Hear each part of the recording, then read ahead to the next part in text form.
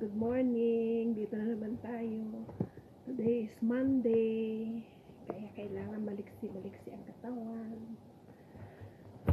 Ito ngayon ang tatrabahuin ko siya. Ganito ang damit niya. Oh. Ano ito, na-alter ko na siya. Kaya lang, hindi pa masyadong perfect sa customer. Kaya kailangan i-alter siya ulit para maging perfect at satisfied siya sa kanyang badyo, sa kanyang damit.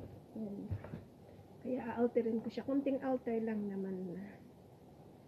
Ayan. Ito naman, ito yung skirt niya.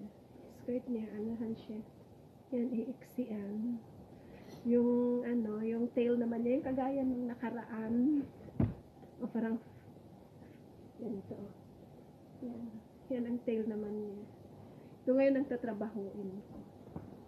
Kasi hindi pa happy yung customer. Kailangan happy siya pag kuhanin na niya. Para maganda siya sa kanyang kawin, sa kanyang wedding day. Kaya yan siya. Kabayo ito Pop sleeve. Ganyan siya. Pop sleeve yung niya. Ito. Kunting na lang, kunting outer na lang talaga siya para ma-perfect sa kanyang katawan. Ganito yun 3 times siya i-outer, 3 times fitting. First time, kung